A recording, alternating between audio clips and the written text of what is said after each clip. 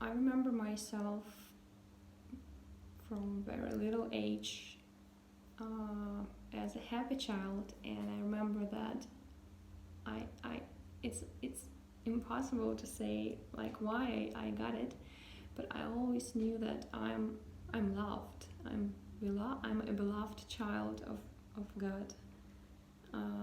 My parents never told me that, and no one could, but I just knew it somehow. And just growing up, I faced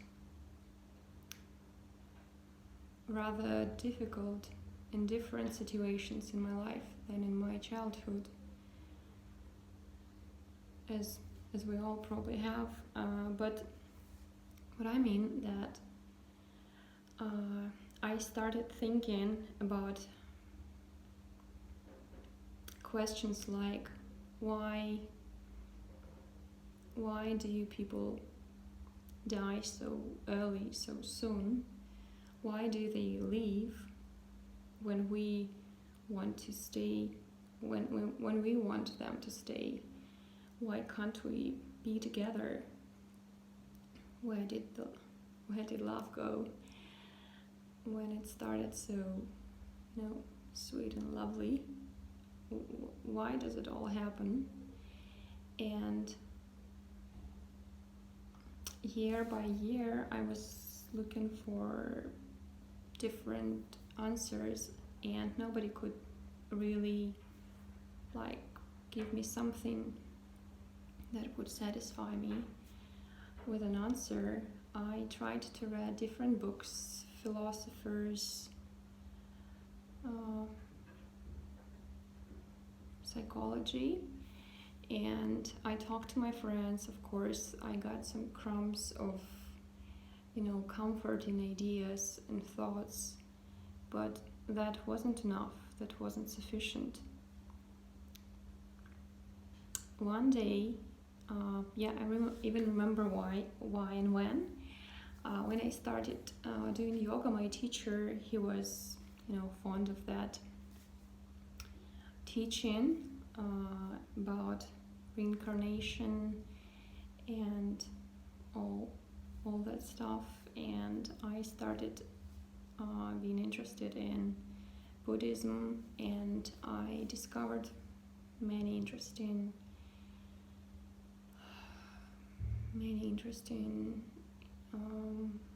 ideas about it, and it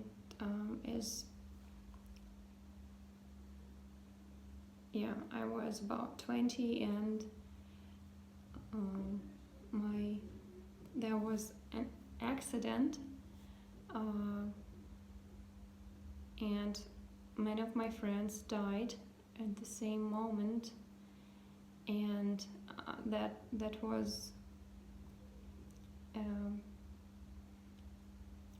a very difficult situation and period of life for me, and I eagered for an answer. The main question was, of course, why, and how can I live without them? And Buddhism gave me, not right away, but later, time cures definitely, but still it echoes in you the loss that you have. But Buddhism, it helped me somehow. It gave me a comforting idea that one day I will meet them, maybe they will be born again as a hippo or a cow or a beautiful flower. But anyway, it still kept me alive, the idea that they didn't die, that they are just moved somewhere else, that they are still somewhere very close. I just lost the connection with them. And it drove me somehow on. But there was another problem. I was suffering from my own aggressive, sorry for my, yeah, for not being confident in this. So yeah, I was pretty aggressive and I didn't know what to do with it. I really couldn't control it. Despite all my moral, intentions, inclinations, I tried to did my best, but I just couldn't stop myself. And one day I realized that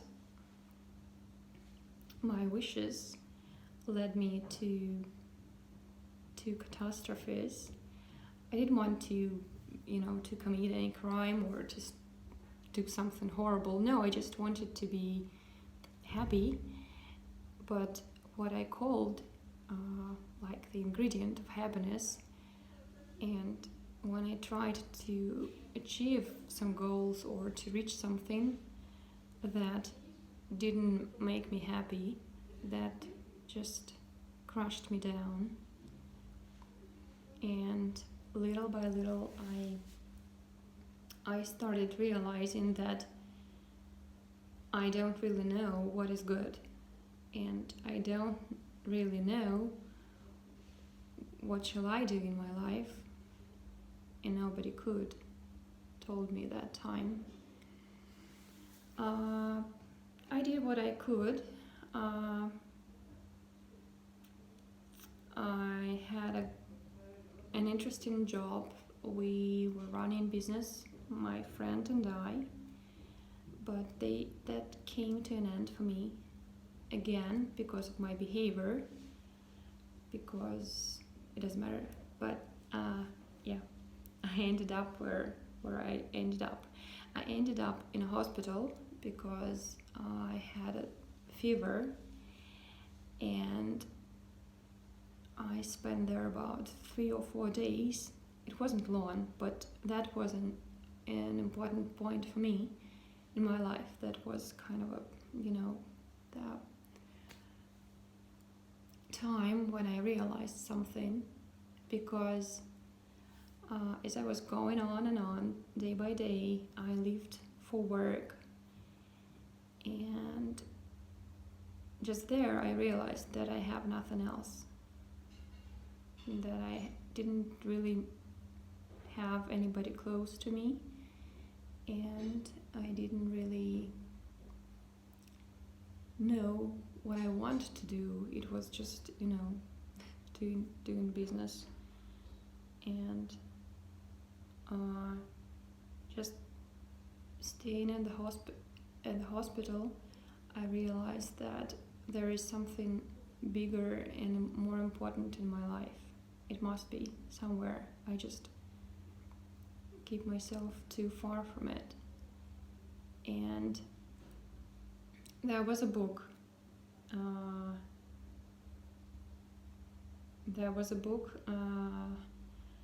And I asked my neighbor if I could borrow it, and I started reading those simple stories, and I don't know, they just were there right on time. And those Christian stories, it wasn't a Bible, they were like, I don't know what they're called, not fables, but something like very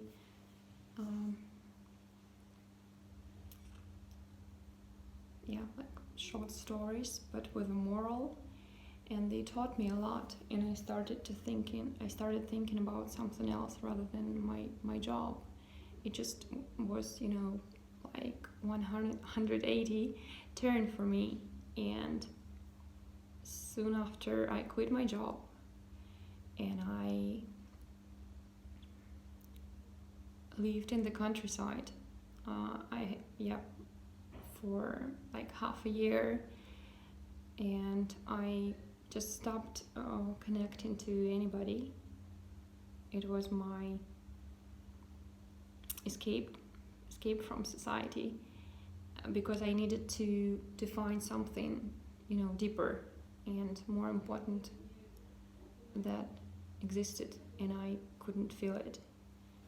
So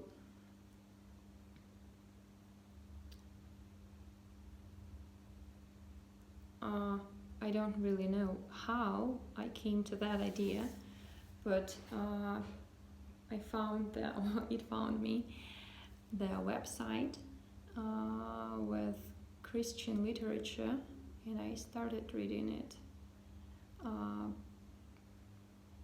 Different authors, but they gave me crumbs of the thoughts that I needed.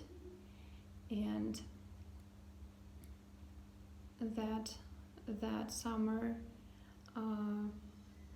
there was another experience that I'm not ready to share with, but what I want to say that belief is not a special moment when you get some information like enlightening, but it is your path, and every day you make a choice, and it helps you to make a step up or to go down, to get any closer to the truth or to go further. And what was important for me is that I realized that whatever, no matter what I believed in, it didn't change my inner core. It just was it fixed my problems, but like on the outer layer, it didn't get my inner soul, my inner world. And I want you to think of what does your belief change in you, in your attitude towards other people, in your life. If you say that, I'll talk about myself again. So when I believed in Buddhism, when I followed that ideas, I wasn't really care of giving. I was trying to comfort myself, to not get embarrassed, to not get upset, to keep going, doing something. But I wasn't really thinking about other people. I was worried about myself. And just when I became a Christian, it has really changed my life, because now I really know it, that the more you give, the more alive you become, and the more you agree. It's hard to accept it, but the more you agree what happens to you, the more freedom you get.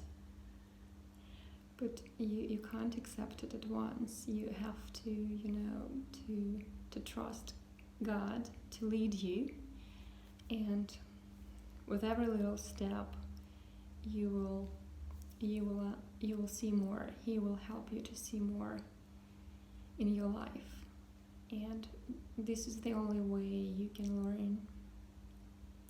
Thank you.